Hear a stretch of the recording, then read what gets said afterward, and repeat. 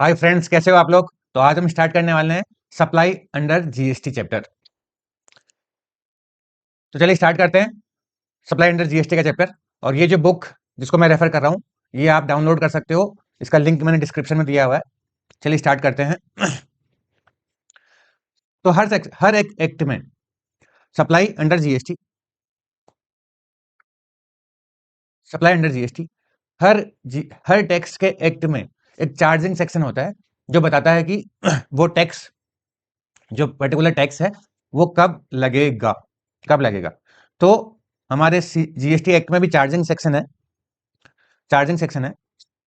तो CGST act का section 9 है एंड आईजीएसटी एक्ट का सेक्शन 5 है, क्योंकि दोनों ही एक्ट में जीएसटी लगता है। तो ये क्या बोलता है कि GST leviable on supply of goods और सर्विसेज के सप्लाई पे जीएसटी आता है on value at prescribed rate. Percentage terms में वैल्यू पे जो भी वैल्यू है, जो सप्लाई का वैल्यू है, उसके ऊपर परसेंटेज लगा के टैक्स निकाला जाता है। Shall be paid by the taxable person. कौन पे करेगा? टैक्सेबल पर्सन पे करेगा। चलिए इसको इमेज फॉर्म में देखते हैं। तो ये सप्लायर है, ये बायर है, ये इसको गुड्स सेल कर रहा है और ये इसको मनी पे कर रही है। तो ये हो गया सप्लाई। ये ट्रांजेक्शन जो हो रहा है वो सप्लाई हो गया। ये गुड्स इसको दे रहा है, तो इसके ऊपर में अभी जीएसटी आएगा। अभी इसके अंदर में दो मैकेनिज्म हो सकते हैं। Forward charge mechanism, FCM. Forward charge mechanism ये क्या बोलता है? Supplier collect the tax from the buyer and pay to the government. तो ये कहलाता है फॉरवर्ड चार्ज मैकेनिज्म। मतलब ये जो अमाउंट दिया जा रहा है, इसमें टैक्स का अमाउंट भी कलेक्ट किया जा रहा है। ये रोहन है और एक कोमल है, राधिका है। तो रोहन राधिका से टैक्स का अमाउंट भी कलेक्ट कर रहा है और फिर ये जो रोहन है वो गवर्नमेंट को टैक्स पे करेगा, गवर्नमेंट को। तो ये कहलाता है फॉरवर्ड चार्ज मैकेनिज्म। जिसमें सप्लायर गवर्नमेंट को टैक्स पे करता है। अब सेकंड है रिवर्स चार्ज मैकेनिज्म। इसके बारे में, रिवर्स चार्ज मैकेनिज्म हमारे डिटेल में आगे आने वाला है। रिवर्स चार्ज मैकेनिज्म में क्या होता है? रिसिपिएंट या buyer pay the tax to the government. यानी कि जो राधिका है, ये इससे गुड्स या सर्विसेज बाय कर रही है रोहन से, और जो टैक्स का पेमेंट है वो रोहन को नहीं करेगी, वो टैक्स का पेमेंट राधिका ही गवर्नमेंट को पे करेगी। वो कहलाता है रिवर्स चार्ज मैकेनिज्म। तो रिवर्स हो गया जिसमें बायर को टैक्स पेमेंट करना पड़ रहा है गवर्नमेंट को। तो जनरली सारे ट्रांजेक्शन में सप्लायर पे करता है, बट कुछ ट्रांजेक्शन ऐसे हैं जहां पे, जो हम आगे स्टडी करने वाले हैं कि कौन कौन से ट्रांजेक्शन पे बायर डायरेक्टली गवर्नमेंट को पे करता है। चलिए अभी हमने देखा सप्लाई, सप्लाई पे जीएसटी लगता है। तो सप्लाई की डेफिनेशन क्या है? Supply means what? Scope of supply section 7 में दिया हुआ है सीजीएसटी एक्ट के। तो सप्लाई की डेफिनेशन है all forms of supply such as sale. Sale करना सप्लाई है, जैसे यहां पे सेल कर रहा है ये बंदा, रोहन सेल कर रहा है, तो ये सप्लाई है। ट्रांसफर, ट्रांसफर करना भी सप्लाई है, हम इसको आगे देखेंगे। बार्टर, अगर ये यहाँ पे इसको मोबाइल फोन सेल कर रहा है और इसके बदले में ये मनी देने की जगह अपना, मान लीजिए, ओल्ड लैपटॉप दे रही है इसको, तो किसी और फॉर्म में अगर अमाउंट दिया जा रहा है, कंसिडरेशन दिया जा रहा है, तो वो कहलाता है बार्टर या एक्सचेंज। लाइसेंस, रेंटल, बिल्डिंग को रेंट पे देना, कोई एसेट को लीज पे देना, लाइसेंस, रेंटल, लीज और डिस्पोजल, ये सारी चीजें जो है सप्लाई है। तो ये इनकी सप्लाई ऑफ गुड्स और सर्विसेज। सप्लाई किसकी? गुड्स और सर्विसेज की सेल, ट्रांसफर ही मानी जाती है सप्लाई। तो गुड्स और सर्विसेज प्लस फॉर कंसिडरेशन, पैसा आना चाहिए। पैसा आएगा तो सप्लाई है, चाहे कैश में आए चाहे काइंड में आए। तो पैसा आ रहा है यहाँ पे तो सप्लाई की डेफिनेशन में आएगा, नहीं तो नहीं आएगा। और जब कोई चीज सप्लाई की डेफिनेशन में आती है तभी वो यहाँ पे चार्जिंग सेक्शन में तभी जीएसटी आता है। टैक्स, जीएसटी लेविएबल, जीएसटी तभी लगता है जब कोई ट्रांजेक्शन सप्लाई की डेफिनेशन में आता हो। और सप्लाई की डेफिनेशन में कब आता है? सेल होना चाहिए, ये चीज होनी चाहिए, प्लस गुड्स और सर्विस उसका होना चाहिए, फॉर कंसिडरेशन होना चाहिए, चाहे कैश में हो चाहे काइंड में हो, plus in the course of business, business करते हुए वो सेल होनी चाहिए। तो इस बंदे की मोबाइल की शॉप है और उसके अंदर ये मोबाइल सेल करे, या कुछ और चीज सेल करे, बट बिजनेस इसका रनिंग होना चाहिए, बिजनेस के अंदर सेल होना चाहिए, तब ये माना जाता है सप्लाई। उसके बाद हम आगे देखेंगे ट्रांजेक्शन इन शेड्यूल 1। शेड्यूल 1 में 4 ट्रांजेक्शन दिए हुए हैं, अगर वो विदाउट कंसिडरेशन भी हो रहे हैं, बिना मनी के भी हो रहे हैं, तो भी वो सप्लाई माने जाएंगे, तो भी वो सप्लाई माने जाएंगे। यानी सप्लाई माने जाएंगे, यानी कि उनके ऊपर जीएसटी आएगा, इवन दो उनके आपस में कोई कंसिडरेशन, कोई मनी फ्लो नहीं हो रहा है, ये अमाउंट नहीं आ रहा तो भी। नेक्स्ट है इंपोर्ट ऑफ सर्विस करी जा रही है, अगर आउट ऑफ इंडिया से इंडिया का पर्सन कोई सर्विस को इंपोर्ट कर रहा है, कोई सर्विस ले रहा है, और उसमें कंसिडरेशन इन्वॉल्व है, उसमें अमाउंट पे कर रहा है, फिर वो जो इंपोर्ट करने वाला चाहे तो बिजनेस पर्पज से इंपोर्ट करे, चाहे अपने पर्सनल यूज के लिए इंपोर्ट करे, दोनों भी केस में उसको सप्लाई माना जाता है। तो केवल ये एक्सेप्शन है कि पर्सनल यूज के लिए भी अगर इंपोर्ट ऑफ सर्विस करी जा रही है तो हम आगे देखने वाले कि इंपोर्ट ऑफ सर्विस जब हम करते हैं, फॉरेन से सर्विस हम जब लेते हैं, तो उसमें रिवर्स चार्ज में जो इंपोर्टर होता है, जो इंडिया का पर्सन जो सर्विस रिसीवर होता है, वही रिवर्स चार्ज के अंदर में उसका टैक्स पेमेंट करता है। तो पर्सनल यूज के लिए भी अगर वो इंपोर्ट कर रहा है, किसी मान लीजिए इंटीरियर डेकोरेटर से, उसने फॉरेन में बैठे हुए इंटीरियर डेकोरेटर से अपने घर का इंटीरियर करवाया, और वो ऑनलाइन उसको समझा रहा है कि ऐसे ऐसे आप कर लो, तो भी वो सप्लाई माना जाएगा, तो भी वो सप्लाई की डेफिनेशन में फॉल हो जाएगा। चलिए अभी समझते हैं कि गुड्स एंड सर्विसेज जो यहाँ पे वर्ड यूज किया जा रहा है, उसका मतलब क्या है। क्योंकि गुड्स एंड सर्विसेज अगर होगा और उसका ट्रांजेक्शन होगा, तभी वो सप्लाई माना जाता है। तो गुड्स का मतलब तो ये है एनी मूवेबल प्रॉपर्टी, कोई भी प्रॉपर्टी जो मूव कर सकती है, अदर देन मूवेबल, मतलब ये पेन मूवेबल है, ये मोबाइल मूवेबल है, एक जगह से दूसरी जगह पे ले जा सकते हैं, अदर देन मनी, मनी को छोड़ के, मनी को नो, जैसे करेंसी है, कॉइन्स है, नोट है, ये जो है इनको गुड्स नहीं मानेंगे।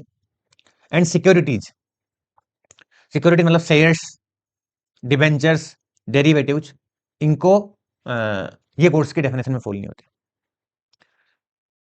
अब सर्विस की डेफिनेशन में क्या है, anything other than goods, money and securities. इसमें भी मनी एंड सिक्योरिटीज को एक्सक्लूड किया है सर्विस में, और गुड्स को भी एक्सक्लूड कर दिया कि गुड्स के अलावा जो भी चीज है दुनिया में, गुड्स को, मनी को और सिक्योरिटीज को छोड़ के वो हो जाएगी सर्विसेज, वो हो जाएगी सर्विसेज। अब गुड्स के अंदर में इंक्लूड होता है, यहाँ पे क्लेरिफाई करके बोलते हैं कि गुड्स के अंदर में क्या क्या इंक्लूड्स माना जाता है। एक्शनेबल क्लेम, एक्शनेबल क्लेम्स को गुड्स माना जाता है। एक्शनेबल क्लेम्स क्या होते हैं कि आपको फ्यूचर में आपका कोई क्लेम है जो आप एंटाइटल्ड हो लेने के लिए, आपके पास कुछ एंटाइटलमेंट है कि आप फ्यूचर में कुछ क्लेम, आपको पैसा मिल जाएगा, तो वो जो आपके पास राइट्स है फ्यूचर में कुछ पैसा मिलने का, वो कहलाता है actionable claim. Like betting, like gambling, सट्टा खेल रहे हो आप, आपने किसी क्रिकेट टीम पे आपने सट्टा लगाया, हालांकि इलीगल है, बट जीएसटी में तो उस पर जीएसटी लगेगा, तो गैम्बलिंग करिए आपको, तो गैम्बलिंग में आपने जो सट्टा लगाया है, उसमें आपको जो है कि फ्यूचर में अगर आप जीत गए तो पैसा मिलने वाला है, तो आपके पास एक राइट्स आ गया कि अगर मैं जीता तो पैसा मिलेगा। सर्टेन नहीं है, अनसर्टेन है राइट्स, बट फिर भी उसको एक्शनेबल क्लेम बोला जाता है। ऑनलाइन मनी गेमिंग, सो इन चीजों को एक्शनेबल क्लेम बोलते हैं, इनको गुड्स माना जाता है। उसके बाद growing crops, grass which agreed to be severed, तो जो खेत में जो अपना कोई खेत में कोई फसल उगी हुई है और उसको हमने सेल कर दिया खड़ी खड़ी हुई, बट हमने बात किया कि भाई चलो 2-3 महीने बाद ये पक जाएगी, तो इसको कट करके आप ले जा सकते हो, तो उस टाइम पर तो वो इमूवेबल है, लेकिन क्योंकि उसको सीवर्ड यानी कट कर दिया जाएगा, तो इसलिए उसको भी गुड्स ही माना गया है, तो उस पर गुड्स माना गया तो उस पर भी जीएसटी आएगा। सर्विसेज में क्या क्या इंक्लूड्स है, activities relating to use of money, इसको हम देखेंगे आगे। Conversion of currency, rupees to dollar, कुछ भी, ये तो एग्जांपल है, तो कन्वर्ट करा रहे हैं अगर करेंसी को, तो उसकी जो करेंसी कन्वर्जन की जो एक्टिविटी करी जा रही है वो सर्विस है। Facilitating and arranging transaction in securities, security को सेल करना एज सच, तो वो सिक्योरिटी सर्विस और गुड्स की डेफिनेशन से बाहर है। लेकिन कोई ब्रोकर है, जीरोधा ब्रोकर है, वो कमीशन चार्ज कर रहा है, तो वो उसकी जो सर्विस है कमीशन चार्ज करने की, फैसिलिटेट करने की, वो सर्विस में फॉल होगी। अब इसमें हम लोग कुछ ट्रांजेक्शन्स ये देख लेते हैं कि क्या है। Purchase of share of subsidiary by holding company, share को परचेज करना सिक्योरिटी है, चाहे तो होल्डिंग कंपनी परचेज करे, चाहे कोई और पर्सन परचेज करे, सिक्योरिटी है, सिक्योरिटी है तो सप्लाई नहीं है, क्योंकि सप्लाई के लिए क्या होता है, गुड्स और सर्विसेज होगी तो सप्लाई होगी। सिक्योरिटी जो है सर, ना तो गुड्स है ना सर्विसेज है, इसलिए सप्लाई की डेफिनेशन से भी बाहर हो जाएगी। सेक्शन 7 सप्लाई की डेफिनेशन से बाहर हो जाएगी, नो सप्लाई हो जाएगा। तो नो सप्लाई तो no GST, no supply no GST. चलिए जी। तो अगर आप लोग शेयर्स खरीदते हो किसी भी ऐप से, या कोई भी बंदा, एक मैंने 10 लाख रुपीज के शेयर सेल कर दिए, मेरा 5 करोड़ रुपीज का पोर्टफोलियो है, उसमें से मैंने 20 लाख रुपीज का शेयर सेल कर दिए, तो उसके ऊपर में मुझे कोई जीएसटी पेमेंट करने की जरूरत नहीं है, ना बायर को करना है ना सेलर को करना है। तो 20 लाख मुझे आए, उस पर कोई जीएसटी पे नहीं करना। ट्रांजेक्शन इन मनी, मनी भी गुड्स और सर्विसेज नहीं है। लाइक लोन एंड एडवांस मैंने किसी को दिया, A limited given loan to B limited 10 lakh, तो 10 लाख का लोन दिया, तो बताओ 10 लाख का मैंने किसी को लोन दिया, तो क्या मैं उसमें, जिसको लोन मिला, पैसा मिला उसको, तो जो उसको पैसा मिला क्या वो गवर्नमेंट को जीएसटी जाके पे करेगा उस पैसा मिलने पे? नहीं, वो मनी है, मनी है तो ना गुड्स है ना सर्विसेज है। इंटरेस्ट और discount charge on the loan, अब मैंने किसी को 10 लाख का लोन दिया था, उसने मुझे इंटरेस्ट दिया 1 लाख रुपीज का, तो वो सर्विसेज है, क्योंकि transaction in money, activities relating to use of money, use of money की जो एक्टिविटीज है वो यहाँ पे उसके बदले में जो कंसिडरेशन मिल रहा है वो सर्विसेज है, तो सर्विसेज है। तो अगर मैंने लोन दिया है तो सप्लाई है, सर्विसेज है तो सप्लाई है, लेकिन वो एग्जेम्प्ट है, वो एग्जेम्प्ट है, उसको एग्जेम्प्ट किया हुआ है जीएसटी में। तो हम एग्जाम्पशन वाला चैप्टर हमारा अलग से है, उसको आगे हम स्टडी करने वाले हैं, उसमें भी आएगा अपने। बट ये सप्लाई तो है, सप्लाई तो है। तो देखो, पहले तो हमको देखना होता है कि ये सप्लाई है क्या। सप्लाई के लिए हम पहले देखेंगे गुड्स या सर्विसेज है या नहीं है, प्लस कंसिडरेशन। इसके बाद हम देखेंगे कि भाई सप्लाई तो है, लेकिन क्या इसको एग्जेम्प्ट किया हुआ है क्या। अगर एग्जेम्प्ट किया हुआ है तो सप्लाई होते हुए भी, सप्लाई तो है बट जीएसटी नहीं आएगा अगर एग्जेम्प्ट किया हुआ है तो हम एग्जेम्प्ट किस किस को किया हुआ है वो हम लोग अगले हमारा चैप्टर आने वाला है एग्जेम्पशन वाला, उसमें हम स्टडी करेंगे कि कौन कौन सी गुड्स और सर्विसेज को गवर्नमेंट ने एग्जेम्प्ट किया है जीएसटी में। Issuance of letter of credit, bank guarantee, तो बैंक के पास हम गए और उसने हमको 10 लाख रुपीज की बैंक गारंटी इशू करी, या एलसी इशू करवा लिया हमने, बैंक को जाके बोला कि भाई मेरा एक सप्लायर है, उससे मुझे गुड्स बाय करना है उधार पे, बट वो मुझे उधार नहीं दे रहा है, बोल रहा है आप मुझे बैंक गारंटी ला के दे दो तो मैं आपको उधार दे दूंगा, कि बैंक एक मुझे गारंटी लेटर दे दे कि कल को अगर आपने पैसे नहीं दिए तो बैंक पे करेगा इस चीज। तो ऐसा बैंक गारंटी देता है। बैंक ऐसा गारंटी क्यों देगा? बैंक जो है अपनी एसेट को गिरवी रखता है या एफडी को गिरवी रख लेता है और उसके बदले में गारंटी इशू कर देता है। सिमिलरली लेटर ऑफ क्रेडिट भी वैसा ही होता है, एलसी। तो ये इशू किया है बैंक ने 10 लाख रुपीज का, 20 लाख रुपीज का, तो जस्ट ये 20 लाख का जो उसने इशू किया है वो केवल गारंटी है, उसमें कोई मनी फ्लो नहीं हो रहा है यहाँ पे, तो वो मनी है। कोई उनके आपस में अभी फिलहाल के लिए जो वो केवल चार्जेस लेगा बैंक, उसका बैंक गारंटी इशू करने का, 20 लाख की बैंक गारंटी इशू करने का मान लीजिए वो 10,000 रुपीज का चार्ज लेगा, तो जो वो चार्ज लेगा बैंक वाला 10,000 रुपीज का, वो तो सर्विस है उसकी, लेकिन 20 लाख की जो उसने बैंक गारंटी इशू करी है 20 लाख रुपीज वैल्यू की, वो मनी है और वो नो सप्लाई हो जाएगा। चलिए,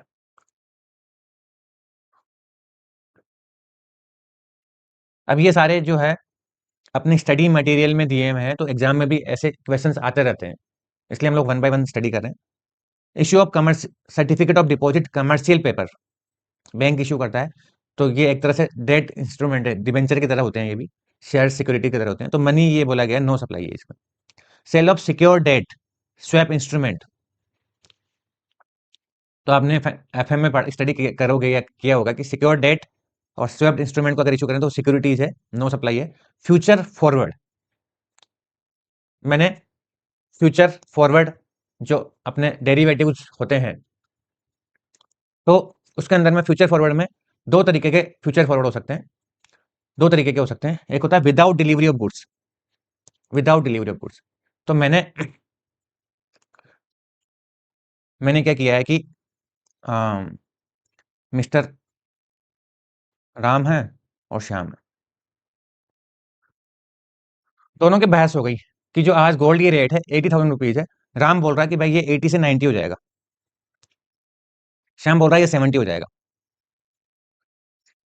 ठीक है, दोनों में बहुत ही जबरदस्त आर्गुमेंट हो रहा है। तो इनके, चलो इसने बोला चलो ठीक है, किसकी बात सच्ची है, एक काम करते हैं कि हम एक फ्यूचर कॉन्ट्रैक्ट कर लेते हैं या फॉरवर्ड कॉन्ट्रैक्ट कर लेते हैं। और फ्यूचर फॉरवर्ड कॉन्ट्रैक्ट तो मार्केट में भी अवेलेबल होते हैं, स्टॉक एक्सचेंज पे भी फ्यूचर फॉरवर्ड कॉन्ट्रैक्ट अवेलेबल होते हैं। तो इन्होंने बोला कि चलो ठीक है, हम दोनों एक फ्यूचर फॉरवर्ड कॉन्ट्रैक्ट में एंटर कर लेते हैं कि 80,000 रुपीज की।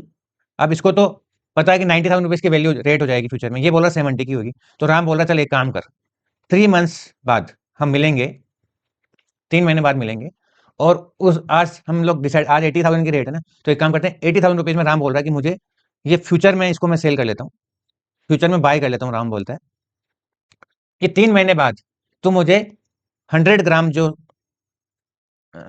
गोल्ड है वो मुझे 80,000 रुपीज के रेट में सेल कर देना। तेरे को लग रहा है ना कि 70 हो जाएगा, मैं तेरे से 80 में लेने को तैयार हूँ, क्योंकि मुझे पता है कि 90 हो जाएगा 3 महीने बाद। तो इसने बोल दिया कि राम ने बोल दिया कि मैं 90 में तेरे से 80 में तेरे से ले लूंगा। श्याम खुश हो गया कि ठीक है, ये तो फ्यूचर में 70 होने वाला है, जब फ्यूचर में 70 होगा 3 महीने बाद मैं 70 में मार्केट से बाय करूंगा, और मैंने 80 में सेल करने का इसको कॉन्ट्रैक्ट दे दिया है, तो मेरा ये 80 में सेल हो जाएगा। तो ये होता है फ्यूचर एंड फॉरवर्ड, कि आप फ्यूचर में एक पर्टिकुलर गुड्स का एक पर्टिकुलर रेट डिसाइड कर लेते हो, जिस रेट पे कि वो सेल या परचेज होगा। तो ये आपने एसएफएम में भी पढ़ा होगा, मैंने यहाँ पे आपको एडिशनली और बता दिया। अब इसमें जो है 3 मंथ्स के बाद, 3 मंथ्स लेटर,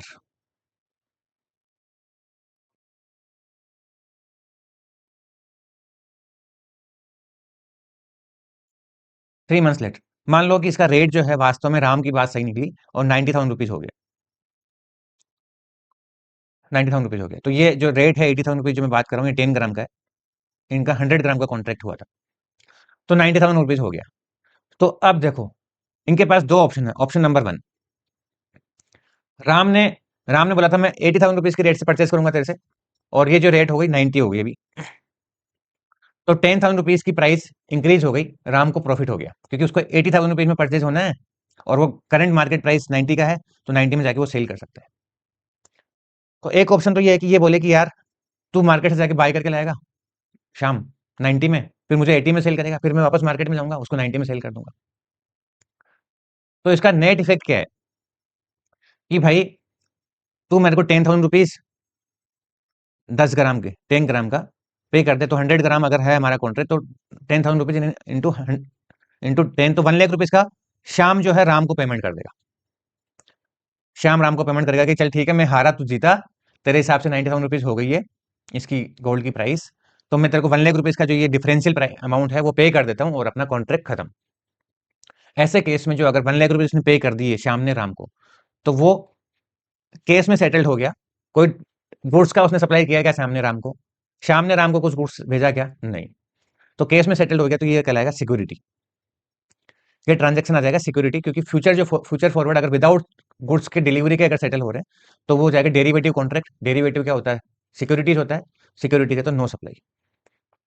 लेकिन अगर यही कॉन्ट्रैक्ट में, यही अगर शाम मार्केट में जाता, या उसके पास खुद के पास पहले से पुराना गोल्ड रखा हुआ है, और ये शाम राम को ये गोल्ड का डिलीवरी करता, और राम उसके बदले में इसको 8 लाख रुपीज का पेमेंट करता, 80,000 रुपीज का 10 ग्राम, तो 8 लाख रुपीज का 100 ग्राम। तो उस केस में ये जो इसने फ्यूचर कॉन्ट्रैक्ट किया है, ये हो जाता है गुड्स का सप्लाई, क्योंकि एक्चुअली में ये इसको गुड्स सेल कर रहा है, गुड्स का डिलीवरी कर रहा है। किस वैल्यू पे डिलीवरी कर रहा है? 8 लाख रुपीज की वैल्यू पे डिलीवरी कर रहा है।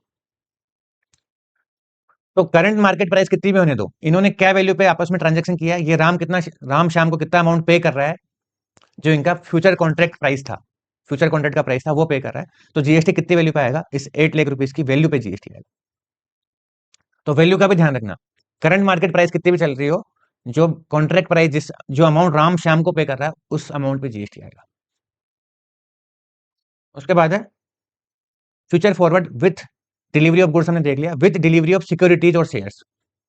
अगर यही इनकी जो शर्त लगी थी वो गोल्ड को लेकर नहीं लगी होती, इन्फोसिस के शेयर्स का इनके बीच में डिबेट चल रहा होता कि भाई इन्फोसिस का शेयर कम जाएगा ज्यादा जाएगा, तो अगर शेयर्स या डिबेंचर्स का फ्यूचर फॉरवर्ड कॉन्ट्रैक्ट लिया गया है और बाद में उसका डिलीवरी भी किया जा रहा है, तो डिलीवरी किसका हो रहा है? शेयर्स का डिलीवरी हो रहा है। ये श्याम राम को अगर शेयर्स दे रहा है, फ्यूचर कॉन्ट्रैक्ट किया था शेयर्स के लिए, इन्फोसिस के शेयर्स के लिए, तो अगर शेयर्स दे रहा है इसको, तो शेयर्स तो सिक्योरिटी होता है, इसलिए उस केस में वो सिक्योरिटी हो जाएगा, उस पर जीएसटी नहीं आएगा, नो सप्लाई हो जाएगा।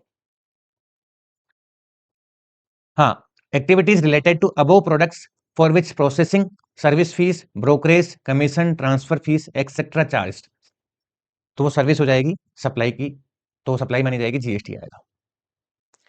जीएसटी आएगा नहीं आएगा, पहले हमको एग्जाम्पशन चैप्टर और देखना पड़ेगा, क्योंकि उसमें अगर एग्जेम्प्ट किया रहेगा तो फिर जीएसटी नहीं आएगा, बट सप्लाई है या नहीं है वो हम यहाँ पे देख रहे हैं। अभी एक अमेंडमेंट आया है अभी फॉर, जो कि मई 25 के लिए रिलेवेंट है, foreign holding company issued ESOP, ESPP, employee stock option plan, तो अमेजॉन यूएसए ने, अमेजॉन इंडिया, जो अमेजॉन इंडिया की कंपनी है, इंडिया की भी ब्रांच है, कंपनी है इंडिया में भी, तो उसके एम्प्लॉइज को अमेजॉन यूएसए ने शेयर्स दिए। शेयर्स इसके आ रहे हैं, और ये प्लान है ESOP plan, employ stock option plan. तो उस केस में इंडियन कंपनी के को हम इसने शेयर दे दिए, तो ये जो शेयर दिए जा रहे हैं और उसके बदले में पैसे मिल रहे हैं, पैसे मिल रहे हैं किसको? अमेजॉन यूएसए को पैसे मिल रहे हैं, क्योंकि शेयर्स तो अमेजॉन यूएसए के दिए जा रहे हैं, और प्लान अमेजॉन इंडिया का है, ईसॉप के थ्रू ये शेयर दिया जा रहा है एम्प्लॉइज को। तो देखो, ये जो दिया जा रहा है वो शेयर्स है, तो वो सिक्योरिटीज हो गया, और सिक्योरिटीज है तो वो सप्लाई नहीं माना जाएगा, तो शेयर्स देना सिक्योरिटीज है तो सप्लाई नहीं है। सेकेंडली, अमेजॉन इंडिया एम्प्लॉइज को अगर कुछ दे रहा है, अमेजॉन इंडिया अगर एम्प्लॉइज को कुछ दे रहा है, तो हम आगे पढ़ने वाले हैं कि जब एम्प्लॉयर एम्प्लॉय को कुछ देता है, उसका, ये कुछ भी सर्विस कर रहा है, एम्प्लॉय को कुछ सर्विस दे रहा है एम्प्लॉयर को, और उसके बदले में एम्प्लॉयर उसको कुछ अमाउंट दे रहा है, एम्प्लॉयर उसको कुछ अमाउंट दे रहा है, तो वो जीएसटी से बाहर है। ये हम आगे और पढ़ने वाले हैं, तो वो जीएसटी से बाहर है अगर एम्प्लॉयर एम्प्लॉय को कुछ दे रहा है। तो एम्प्लॉय को मिल रहा है पैसा, एम्प्लॉय को वो पैसा मिल रहा है जो एम्प्लॉयर दे रहा है, तो एम्प्लॉय को जीएसटी पे करने की जरूरत नहीं है उस पर, क्योंकि वो जो उसको मिल रहा है वो सैलरी है, उसकी सैलरी है, सैलरी पे जीएसटी नहीं आता है। जिसको सैलरी मिलती है, मुझे मैं एक किसी कंपनी का एम्प्लॉय, मुझे 1 करोड़ रुपीज का अमाउंट मिल रहा है एनुअली, भगवान करे मेरी हो जाए सैलरी 1 करोड़ रुपीज, तो 1 करोड़ रुपीज मुझे अमाउंट मिल रहा है, तो मुझे जीएसटी पे करने की जरूरत नहीं है सरकार को। सैलरी में जो सैलरी मिल रही है, सैलरी पे जीएसटी नहीं लगता, तो जो ईसॉप जो दिया जा रहा है इसको, वो भी एज ए सैलरी ही माना जाता है। तो सिक्योरिटी का ट्रांजेक्शन है, शेड्यूल 3 उसको बोलते हैं, जहां पे नो सप्लाई की हम आगे पढ़ने वाले हैं, तो उसको शेड्यूल 3 में नो सप्लाई है वो।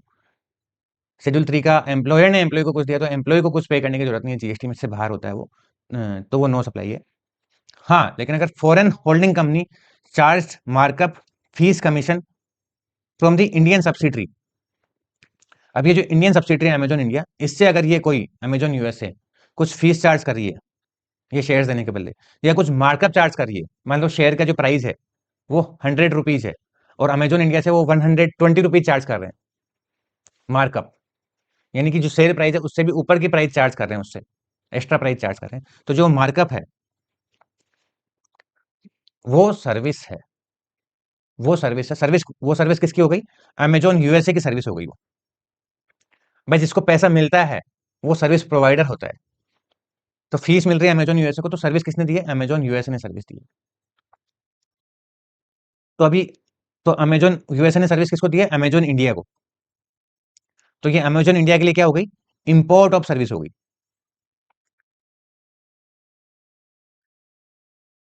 आउटसाइड इंडिया की पर्सन से ये सर्विस ले रहा, तो इंपोर्ट ऑफ सर्विस हो गई।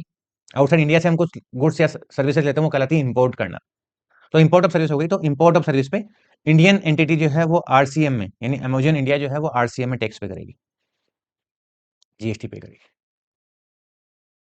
तो सप्लाई मानी जाएगी और आरसीएम में टैक्स पेमेंट करेगी अमेजॉन इंडिया। उसके बाद एक कॉन्सेप्ट है security landing scheme. Landing, shares की लैंडिंग करी जा रही है, उधार दिए जा रहे हैं शेयर्स। तो सर हम जो पैसे उधार दे रहे हैं वो तो वापस ही नहीं आ रहे हैं, उधार वाले बंदे को हम फोन पे फोन लगा रहे हैं, वो बोल रहा है कि कभी तो फोन उठाता नहीं, 10 बार में तो उठाता है, और उठाता है तो बोलता है कि यार भाई कल दे दूंगा, और कल कभी उसका आता ही नहीं। तो सिक्योरिटी लेंडिंग स्कीम में शेयर्स को लेंड किया जाता है, उधार दिया जाता है, और उधार दिया जाता है तो उसके बीच में एक ब्रोकर होता है, क्योंकि नहीं तो वो पैसा खा के भाग जाएगा, बरोबर, तो शेयर्स लेके ही भाग जाएगा। तो ब्रोकर होता है उसके बीच में, ब्रोकर कंट्रोल करके रखता है। तो क्लियरिंग एजेंट या स्टॉक एक्सचेंज इसके अंदर ब्रोकर की तरह काम करता है। तो लेंडर ने इसको शेयर्स दिए, बोरोवर को शेयर्स दिए, तो जो उसने शेयर्स दिए हैं लेंडिंग पे, उधार पे, वो तो सेल तो हुआ ही नहीं है, उसको वापस मिल जाएंगे वो शेयर्स। तो वो शेयर्स दिए हैं, वो तो सिक्योरिटीज है। लेकिन बोरोवर से जो लेंडिंग फीस चार्ज करी है इसने, लेंडर ने बोरोवर से जो लेंडिंग फीस चार्ज करी है, शेयर्स जब उधार देते हैं तो उससे कुछ वो फीस चार्ज करेगा। भाई उधार क्यों देगा? उधार देने के बदले जो उसने लेंडिंग फीस चार्ज करी है उस पर जीएसटी आएगा, उस पर जीएसटी आएगा, क्योंकि lending SLS doesn't treat lending of securities as sale disposal of securities। तो उसके बदले में जो उसको पैसा मिल रहा है वो सेल ऑफ सिक्योरिटीज नहीं है। सेल तब होता है जब आपके पास वापस कुछ आने ही वाला ही नहीं हो। तो लेंडिंग कर रहा है वो सिक्योरिटीज का, तो वो सेल और डिस्पोजल नहीं है, इसलिए वो सर्विस इसलिए वो सर्विस मानी जाएगी। तो जो लेंडिंग फीस मिल रही है उसको, उधार देने की जो एक्टिविटी है वो सर्विस में फॉल होगी। लेंडिंग फीस पे टैक्स लगेगा। आरसीएम में ये जो लेंडर है, सॉरी बोरोवर जो है, आरसीएम में टैक्स पे करेगा, बोरोवर आरसीएम में टैक्स पे करेगा। और स्टॉक एक्सचेंज को जो भी कमीशन मिलेगा वो स्टॉक एक्सचेंज के ऊपर में जीएसटी आएगा। ब्रोकर को जो भी सर्विस फीस मिलेगी, कमीशन मिलेगा, उसके ऊपर में वो टैक्सेबल हो जाएगा। चलिए आगे बढ़ते हैं। अभी हमने देखा था कि सप्लाई होने के लिए गुड्स या सर्विसेज होना चाहिए, फिर वो बिजनेस होना चाहिए, उसके in the course of business होना चाहिए वो ट्रांजेक्शन। तो in the course of business means क्या? बिजनेस किसको माना जाएगा?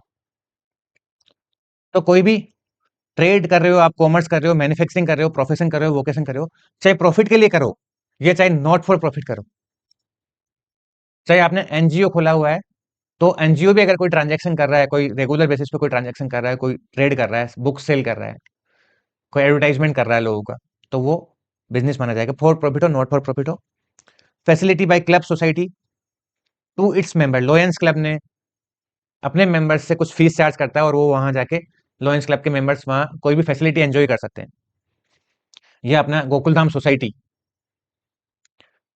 Admission to premises, zoo, movie theatre, activities of race club, book maker etcetera. तो ये सारी चीजें बिजनेस है। इसमें इंपॉर्टेंट बात जो हम अभी कर लेते हैं, सेल ऑफ ओल्ड ज्वेलरी, इसको मैं बताता हूँ यहाँ से।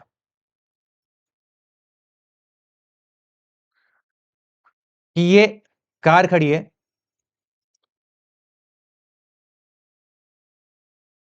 ये कारें खड़ी है, ये किसी बंदे का ऑफिस है।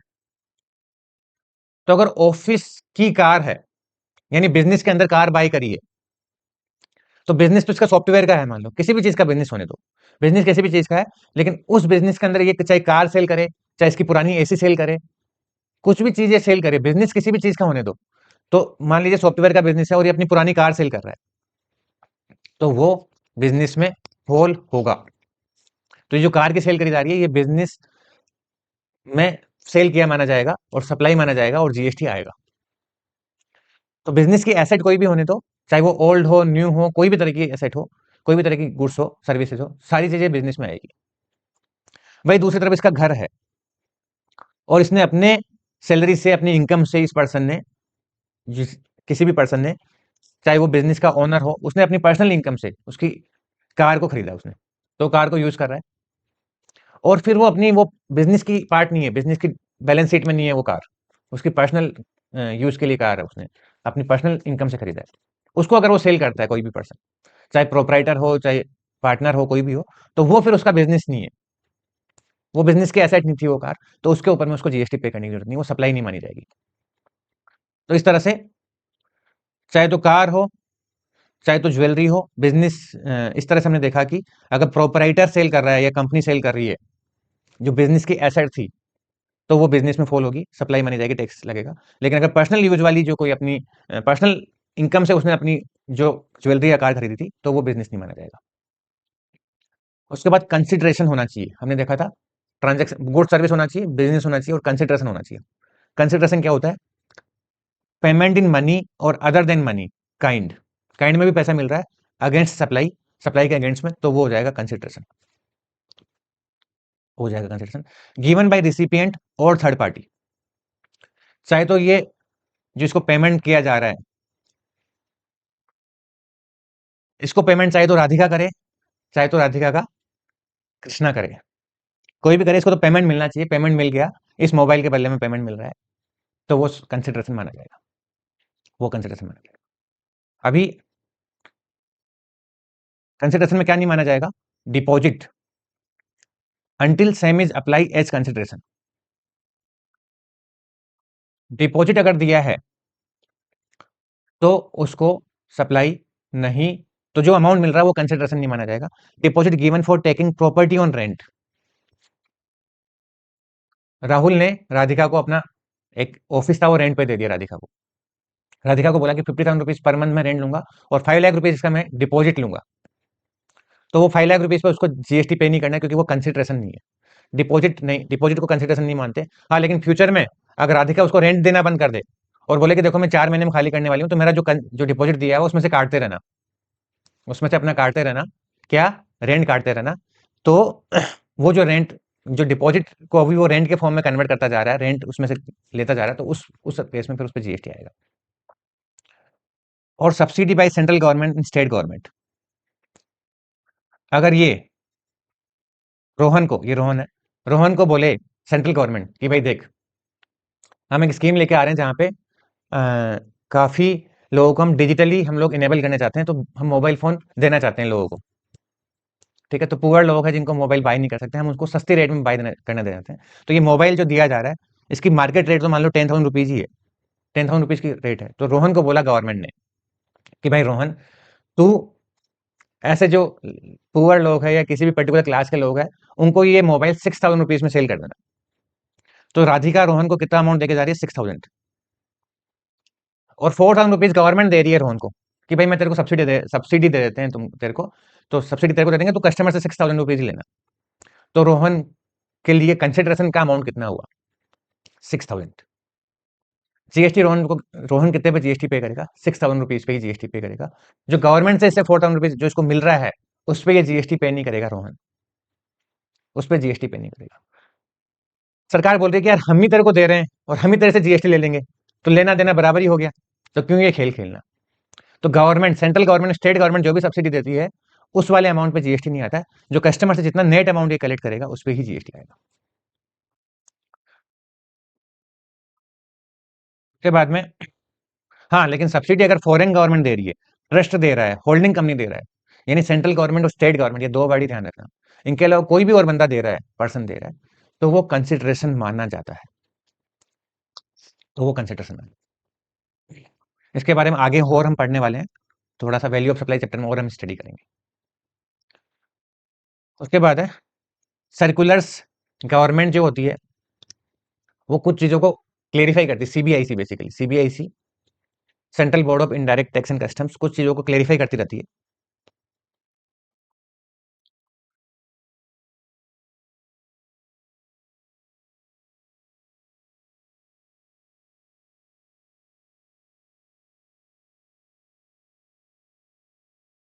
तो कोई भी कंफ्यूजन जो होता है मार्केट में, गवर्नमेंट ने लॉ बना दिया, अब इंडिया की पॉपुलेशन है 140 करोड़, उसमें से जीएसटी का टैक्स पेयर है 1 करोड़ के आसपास। अब वो लॉ को पढ़ रहे हैं, 200 पेज की लॉ की बुक है, तो उसमें इंटरप्रिटेशन लोग अलग अलग तरीके के निकाल लेते हैं, अपने अपने हिसाब से अलग अलग तरह से। देखो 1 करोड़ लोग उसको पढ़ेंगे, तो एक चीज को पढ़ेंगे तो हो सकता है अलग अलग उसका इंटरप्रिटेशन निकाल ले। तो उसके लिए सीबीआईसी क्या करती है? क्लेरिफिकेशन निकालती है कि भाई आप थमो, थोड़ा रुको, जरा सबर करो, हम आपको बताते हैं कि ये जो हमने लॉ लिखा है इसका मतलब क्या है हमारे हिसाब से। ऐसा सीबीआईसी के ऑफिसर निकालते हैं, तो वो कहलाता है सर्कुलर, निकालते हैं उसके लिए सर्कुलर। तो सर्कुलर हम वर्ड यूज करेंगे, क्लेरिफिकेशन वर्ड यूज करेंगे, दोनों का मीनिंग सेम ही है। सर्कुलर के थ्रू वो क्लेरिफाई करते हैं कुछ चीजों को। तो यहाँ पे सर्कुलर निकाला गया कि अगर आप गिफ्ट देते हो या डोनेशन देते हो, मतलब मिलता है किसी चैरिटेबल या रिलीजियस इंस्टीट्यूट को, तो क्या ये जो इंस्टीट्यूट है, क्या उसको वो जो अमाउंट मिल रहा है उसको डोनेशन के नाम से पैसा मिल रहा है या कुछ काइंड में कुछ मिल रहा है, क्या ये ट्रस्ट को या स्कूल को या ट्रस्ट चैरिटेबल इंस्टीट्यूशन को क्या जीएसटी पे करना है उस अमाउंट जो उसको मिल रहा है या कुछ काइंड में मिल रहा है उसको, उसके ऊपर? तो पहली बात तो ये कि कोई ट्रस्ट है, कोई अपना एनजीओ है, वो भी अगर कोई ट्रांजैक्शन करता है तो उस पे भी जीएसटी आता है। ठीक है? तो वैसा नहीं है कि भाई ट्रस्ट या कोई एनजीओ तो जीएसटी से बाहर है, नहीं जी। तो अभी इसको हम बताता हूँ। तो ये एक स्कूल है और स्कूल के अंदर में जेठालाल गड़ा ने कुछ फैन डोनेट कर दिए, फैन डोनेट कर दिए। तो स्कूल को वो फैन मिले, तो क्या जो फैन मिले स्कूल को, तो उसको फैन मिले तो फैन वो काइंड में मिल गए उसको, स्कूल वाले को। तो केस में मिले चाहे काइंड में मिले, कंसिडरेशन माना जाता है। तो स्कूल वाले के लिए ये पैसा आया है, काइंड में आया है। क्या स्कूल को इसके ऊपर जीएसटी पे करना पड़ेगा? क्योंकि उसको कुछ मिल रहा है, फैन मिल रहा है यहाँ पे। तो जीएसटी क्या पे करना पड़ेगा क्या? तो उसके लिए ये देखेंगे कि भाई स्कूल ने कुछ उसको सप्लाई किया क्या, कुछ उसको दिया क्या फैन के बदले में। केवल पैसा आ जाना से जीएसटी नहीं लगता है। पैसा किसके लिए आना चाहिए? सप्लाई के लिए आना चाहिए।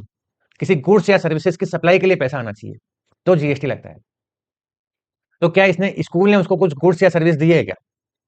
तो अभी देखते हैं क्या कुछ गुड्स और सर्विस दी है इस फैन के बदले में। अब फैन दिया है और फैन के ऊपर लिखा हुआ है गड़ा इलेक्ट्रॉनिक्स,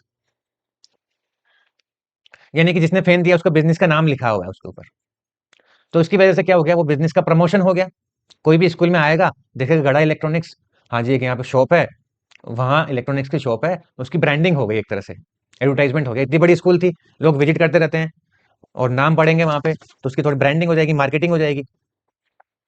तो इस तरह से मार्केटिंग, अगर नाम बिजनेस का लिख दिया तो ये क्या हो गया, मार्केटिंग कर दी स्कूल वाले ने, किसकी? गड़ा इलेक्ट्रॉनिक्स की। तो इस तरह से अगर बिजनेस का नाम लिख दिया तो फिर स्कूल के लिए ये हो जाएगी सप्लाई। किस चीज की सप्लाई कर रहा है स्कूल? एडवर्टाइजमेंट कर रहा है, किसका? गड़ा इलेक्ट्रॉनिक्स का। और उसके बदले में स्कूल को क्या मिल रहा है? फैन मिल रहे हैं। नाम डोनेशन हो, नाम भले इसका डोनेशन होने दो, लेकिन डोनेशन नाम होते हुए भी इसके ऊपर जीएसटी आएगा। स्कूल वाले को, ट्रस्ट को जीएसटी पे करना पड़ेगा, क्योंकि स्कूल वाला उसके ऊपर में एडवर्टाइजमेंट सर्विस दे रहा है उसको। तो इस तरह से मैंने एक्सप्लेन किया कि एडवर्टाइजमेंट अगर सर्विस दी जा रही है, यानी कि मेंशन कर दिया है, बिजनेस का नाम मेंशन कर दिया है डोनेशन देने की वजह से, तो उसका पब्लिसिटी हो गया, तो एडवर्टाइजमेंट सर्विस मानी जाएगी। एंड कंसिडरेशन, इसको कंसिडरेशन माना जाएगा किसके लिए? स्कूल के लिए, ट्रस्ट के लिए, और उसके ऊपर में सप्लाई मानी जाएगी उस ट्रस्ट की। तो अगर ये तीन कंडीशन सेट, तो ये हो गई हमारी सप्लाई कब मानी जाएगी। अब सप्लाई कब नहीं मानी जाएगी, कब कोई डोनेशन देगा स्कूल को या ट्रस्ट को, तो स्कूल और ट्रस्ट के ऊपर में कब जीएसटी नहीं आएगा, कब नहीं आएगा? अगर ये तीन कंडीशन सेटिस्फाई होती है तो। गिफ्ट और डोनेशन दिया जा रहा है चैरिटेबल इंस्टीट्यूट को, तो ये तीनों आपको याद रखना, लिख के आना पड़ेगा। गिफ्ट डोनेशन दिया जा रहा है चैरिटेबल इंस्टीट्यूट को। Payment has a character of gift और डोनेशन, जो दिया जा रहा है वो गिफ्ट या डोनेशन की फॉर्म में दिया जा रहा है। एंड जो पर्पज है देने का, वो फिलेंट्रोपिक है, नॉट एडवर्टाइजमेंट। उसकी वजह से कोई एडवर्टाइजमेंट उसको नहीं मिल रहा है, कोई एडवर्टाइजमेंट नहीं किया जा रहा है स्कूल के द्वारा। तो वो उस केस में वो नो सप्लाई होगा, उसके ऊपर में सप्लाई नहीं है कुछ भी तरीके की। तो अगर उन्होंने केवल फैन पे लिख दिया बाई जेठालाल गड़ा, देने वाले का नाम लिख दिया, क्योंकि देने वाले का नाम जनरली लिखा जाता है कि आउट ऑफ एक ट्रेंड बना हुआ है कि चलो जिसने भी दिया है डोनर का नाम लिखते हैं। तो अगर उसका इंडिविजुअल नाम लिख दिया तो फिर एडवर्टाइजमेंट नहीं हुआ उसका, लेकिन बिजनेस का नाम लिख दिया तो एडवर्टाइजमेंट हो गया। तो इंडिविजुअल नाम अगर लिखा है तो एडवर्टाइजमेंट नहीं हुआ, एडवर्टाइजमेंट नहीं हुआ तो सप्लाई नहीं हुआ, सप्लाई नहीं हुआ तो जीएसटी नहीं आएगा। उसके बाद है art work sent to exhibition, art work sent to galleries for exhibition. M F Husain है, उन्होंने एक पेंटिंग बनाई और वो पेंटिंग बना के उन्होंने एक गैलरी को भेज दी। भाई पेंटिंग जो है गैलरी में बिकती है, उस गैलरी में बहुत सारी पेंटिंग्स लगी रहती है डिफरेंट डिफरेंट पेंटर्स की। लोग वहां जाते हैं, गैलरी में चूज करते हैं और फिर वहां से बाय करते हैं उस पेंटिंग को। तो एम एफ हुसैन ने गैलरी को, पेंटिंग जहां पे लगी हुई है वहां पे उसकी अपनी पेंटिंग भेज दी। क्या एम एफ हुसैन को अभी टैक्स पे करना है? Answer is no, till it's not sold, जब तक ये बिकेगी नहीं, no consideration. M F Husain को भी पैसा नहीं मिलता है। एक्चुअली क्या होती है, गैलरीज में जो पेंटिंग रखी हुई है, तो एम एफ हुसैन ने उसको गैलरी को सेल नहीं करी। गैलरी वाला बोलता है देख मैं तेरी पेंटिंग को यहाँ रखता हूँ, जिस भी वैल्यू पे सेल होगी 30% मेरा, 70% तेरा।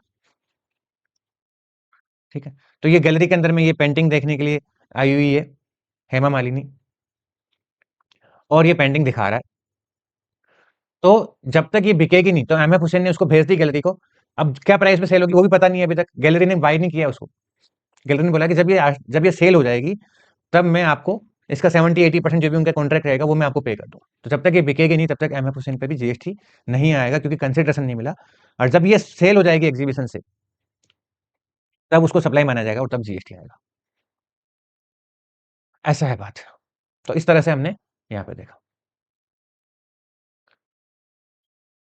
नेक्स्ट पॉइंट आता है cost and profit petroleum taxability.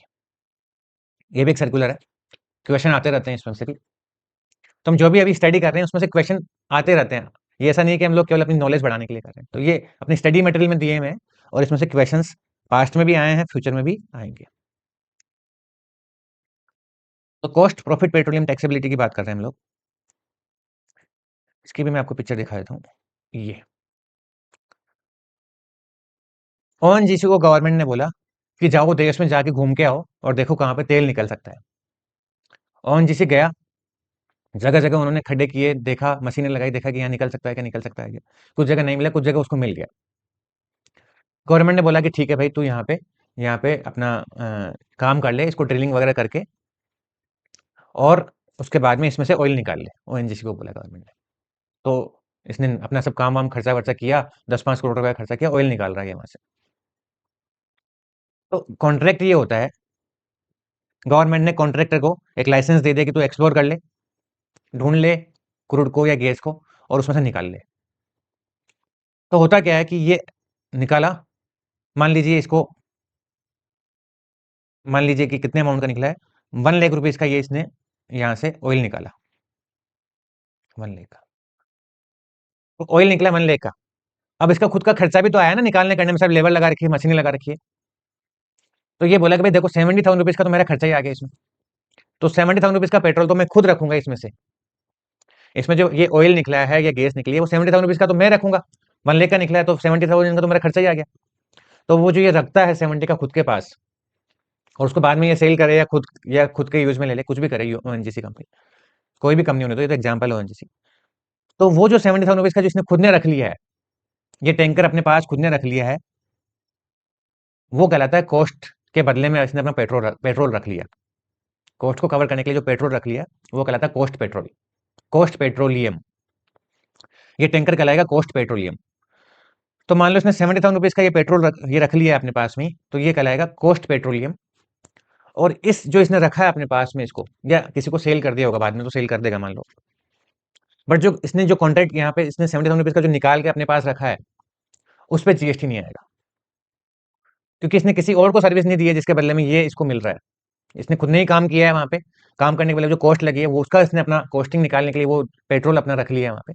तो उस कॉस्ट पेट्रोलियम की जो अमाउंट है उस पर जीएसटी नहीं पे करना, ओएनजीसी को नहीं पे करना। ठीक है, तो ये कंसिडरेशन नहीं माना जाएगा। जो 70,000 रुपीज का जो इसने रखा है या इसने सेल कर दिया किसी और को, नहीं, जो अपने इसके पास खुद के पास रख लिया, इसने रिटेन कर लिया, उस रिटेन्ड बाय द कॉन्ट्रैक्टर, तो नॉट ए कंसिडरेशन, वो इसका कंसिडरेशन नहीं है। खुद ने ही काम किया था, उसकी कॉस्ट लगी थी, उसका उसने पार्ट रख लिया, तो वो टैक्सेबल नहीं है। अब जो 30,000 रुपीज का जो और बचा, जो रह गया 30,000 रुपीज का, अब उसके बीच में ये दोनों आपस में उसको शेयरिंग करेंगे, शेयरिंग करेंगे। तो कॉस्ट पेट्रोलियम को तो मैंने बता दिया, cost petroleum is not a consideration, दस नॉट टैक्सेबल। उसके बाद में जो 30,000 रुपीज का जो रह गया, उसमें से मान लो इन दोनों के बीच में शेयरिंग हुआ, गवर्नमेंट को कितना दे दिया इसने, 10,000 रुपीज का दे दिया इसको। गवर्नमेंट को बोला कि 10,000 रुपीज आप ले लो मेरे से। ठीक है, 10,000 रुपीज उसने शेयर दे दिया गवर्नमेंट को, चाहे तो उसको पेट्रोल दे दिया या पैसे दे दिए, तो वो एग्जेम्प्टेड है, उस पर जीएसटी है ही नहीं, वो एग्जेम्प्टेड है। और जो रिमेनिंग 20,000 रुपीज का इसने खुद नहीं रखा, भाई 30 में से भी हिस्सा बटा हुआ है उनके आपस में, खुद भी तो अपना काम कर रहा है, धंधा कर रहा है। तो जो इसने खुद का प्रॉफिट रखा है, तो वो प्रॉफिट पेट्रोलियम कहलाता है, उसको बोलते हैं। एक तो क्या कॉस्ट पेट्रोलियम, एक हो गया प्रॉफिट पेट्रोलियम में से अपना हिस्सा, प्रॉफिट बचे, प्रॉफिट पेट्रोलियम जो अपना हिस्सा रखा हुआ है वो भी कंसिडरेशन नहीं है, उस पर भी कोई टैक्स नहीं आएगा, उस पर भी टैक्स नहीं आएगा। हाँ, एक चीज ध्यान रखना, जो रॉयल्टी अगर ये पे कर रहा है गवर्नमेंट को, रॉयल्टी के नाम से अगर कुछ गवर्नमेंट इससे पैसा ले रही है, रॉयल्टी के नाम का, तो उस पर कॉन्ट्रैक्टर को जीएसटी पे करना पड़ेगा रिवर्स चार्ज में, आरसी में। तो कॉन्ट्रैक्टर ने गवर्नमेंट को रॉयल्टी दी, तो गवर्नमेंट ने कॉन्ट्रैक्टर को कुछ सर्विस दी है, मतलब सर्विस मतलब ये टेंडर दिया है वही सर्विस है, राइट दिया है इसको यूज चलाने का वो सर्विस है, तो रॉयल्टी पैसा मिला किसको, गवर्नमेंट को। तो गवर्नमेंट हो गया सर्विस प्रोवाइडर, जिसको पैसा मिलता है वो सर्विस प्रोवाइडर, और कॉन्ट्रैक्टर हो गया सर्विस रिसीवर। तो टैक्स कौन पे करेगा, सर्विस प्रोवाइडर टैक्स पे करता है, बट ये सर्विस आरसीएम में टैक्सेबल है, यानी सर्विस रिसीव करने वाला जो पैसा पे कर रहा है वो बंदा आरसीएम में यहाँ टैक्स पे करेगा। तो आरसीएम में कौन कौन सी सर्विसेज है हम लोग नेक्स्ट अगले चैप्टर्स में पढ़ने ही वाले हैं, लेकिन यहाँ जहां जहां पे भी आ रहा है मैं बताते जा रहा हूँ। उसके बाद आता है टैक्सेबिलिटी ऑफ जॉइंट वेंचर। इसमें हम देखते हैं, इसको इस एग्जांपल से समझते हैं कि ये 5 फ्रेंड है, ये कहीं घूमने जाना चाह रहे हैं, तो इन्हें जॉइंट वेंचर हो गया इनका, भाई पांचों लोग मिलकर घूमने जाने जा रहे हैं, पांचों लोग मिलकर कुछ काम करना चाह रहे हैं, तो जॉइंट वेंचर हो गया। अब इसमें से जो ये बंदा है ये पूरा एक्टिव है, तो ये कहलाएगा क्या नाम दिया हुआ इसको,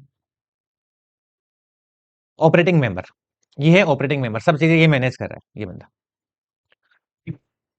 राहुल। राहुल सब चीजें मैनेज कर रहा है। तो अगर राहुल ने अपने 4 फ्रेंड से 1000 रुपीज लिए और खुद के भी 1000 रुपीज मिलाए, तो बट इसने इन चारों से लिए, चल भाई पैसे दो, तो इसने इन चारों ने इसको पैसे दिए, तो क्या राहुल को जीएसटी पे करना पड़ेगा इस पैसे पे, ये बिजनेस के, ये तो एग्जांपल है हमारा, ये बिजनेस टर्म्स में भी हम अगर ऐसा जॉइंट वेंचर फॉर्म हुआ और ये एक ऑपरेटिंग मेंबर है और पांचों लोग मिलकर एक बिजनेस कर रहे हैं, इन चार से इसने पैसे लिए और फिर ये बिजनेस में लगा रहा है, तो क्या इसको जीएसटी पे करना पड़ेगा। अब इसमें 2 सिनेरियो हो सकते हैं। पहला सिनेरियो, इसने पैसे लिए इनसे और फिर ये राहुल की ये कार है, खुद की ही कार थी राहुल की, और बोला कि चलो तुम मुझे 1000 रुपीज दो और मेरी ये जो कार है या मेरी जो मशीन है या कुछ भी है मेरा खुद का, ये मैं आपको दे देता हूँ, मतलब हम सब मिलके इसमें घूम के आएंगे, सब मिलके घूम के आएंगे। तो उस केस में जो राहुल को पैसे मिले हैं, क्या राहुल ने कुछ सर्विस दी है या कुछ गुड्स दिया है यहाँ पे, इस जॉइंट वेंचर को, पांचों लोगों का जो जॉइंट वेंचर है उसको राहुल ने कुछ सर्विस दी है या गुड्स दिया है, आंसर इज यस।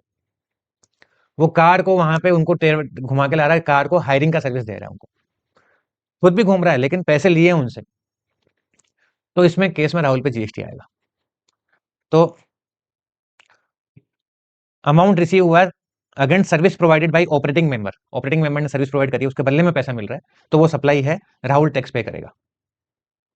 लेकिन अब एक बात बताओ, राहुल ने सबसे पैसे लिए, अपना भी 1000 रुपीज मिलाया और किसी थर्ड पार्टी को बोला, किसी थर्ड पार्टी से मान लो कि नीता ट्रेवल्स के पास गया ये और उसने 5000 रुपीज को दे दिए, बोले कि भाई हमको एक कार दे दो, घूम के आना, गोवा जाना है। तो अब बताओ कि जो राहुल है उसने जो ये पैसे लिए 4000 रुपए इनसे, उस पर राहुल को जीएसटी पे करना है क्या, answer is no. Answer is no. इसने केवल उनसे कॉन्ट्रीब्यूशन लिया, कॉन्ट्री लिया उनसे कि अपना अपना कॉन्ट्री दे दो, अपने इसने खुद ने कोई सर्विस नहीं दी। तो अमाउंट अगेंस्ट कैपिटल कॉन्ट्रीब्यूशन, जो कि कैश कॉल्स भी बोला जाता है इनको, कैश कॉल्स, तो कॉन्ट्री लिया है, यहाँ जीएसटी के पास में बोला जाता है कैश कॉल्स, वो ट्रांजेक्शन इन मनी है, सप्लाई नहीं है, राहुल की कोई सप्लाई नहीं है, राहुल को जीएसटी पे नहीं करना।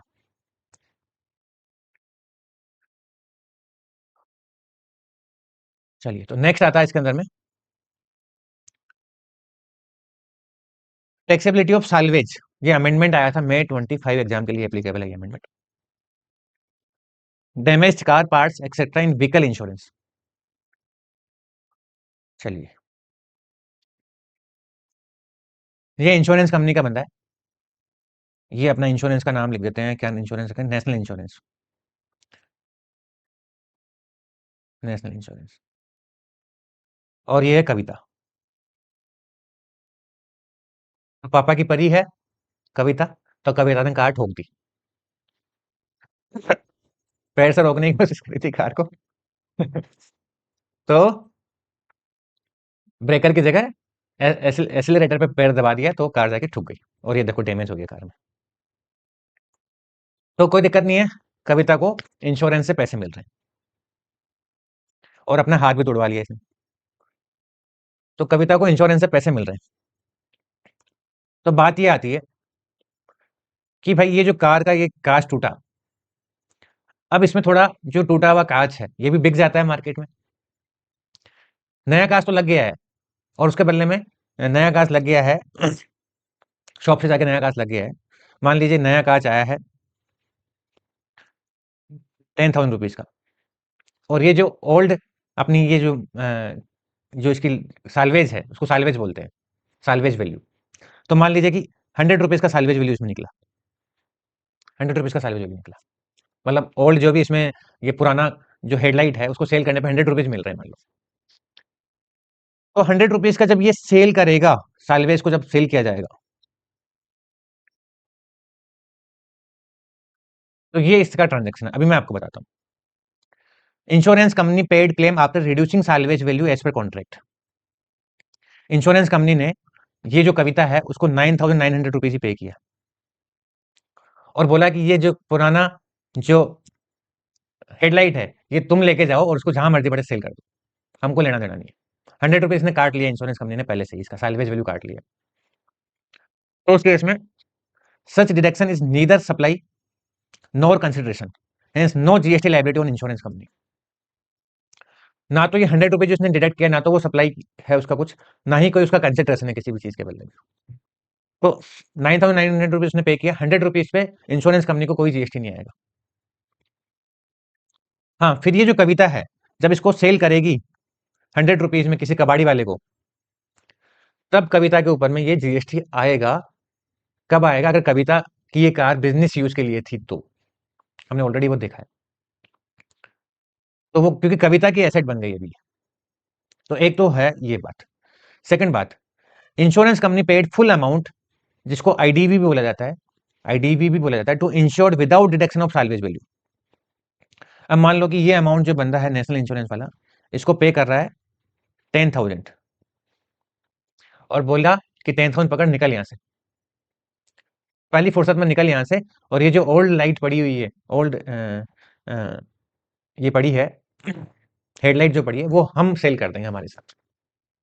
तो अपनी फुर्सत में निकल, अपने 10,000 पकड़ के निकल। तो पूरा वैल्यू उसने पे कर दिया। कविता भी खुश है कि साला हमको मिल गया पूरा पैसा, हमको क्या टेंशन है। फिर ये जो हेडलाइट सेल करेगा कौन? Insurance company. ये बंदा जाएगा भंगार वाले के पास, सेल करके आएगा। तो 100 रुपीज में जब ये सेल करेगा भंगार वाले को, कबाड़ी वाले को, तो उसके ऊपर में इसको जीएसटी पे करना पड़ेगा इंश्योरेंस कंपनी को। तो भाई ऑब्वियसली ये इसकी एसेट हो गई, इसकी प्रॉपर्टी हो गई, और सेल पे उस पे on sale of such salvage insurance company will liable to pay GST. चलिए, तो इसके साथ ही हमारा ये एक part of this lecture complete होता है। अभी इसका हमारे 2 पार्ट और बनेंगे 1 आवर करीब के। आई होप आपको ये क्लास पसंद आई होगी। अगर आपको पसंद आई हो तो वीडियो को लाइक करें, शेयर करें, सब्सक्राइब करें, जो करना है करें, और भी स्टूडेंट्स को बेनिफिट पहुंचाओ इसका। मिलते हैं नेक्स्ट लेक्चर में, तब तक के लिए टाटा बाय बाय। कुछ भी आपको क्वेरी हो तो आप मेरे को मैसेज कर सकते हो। Thank you, Tata.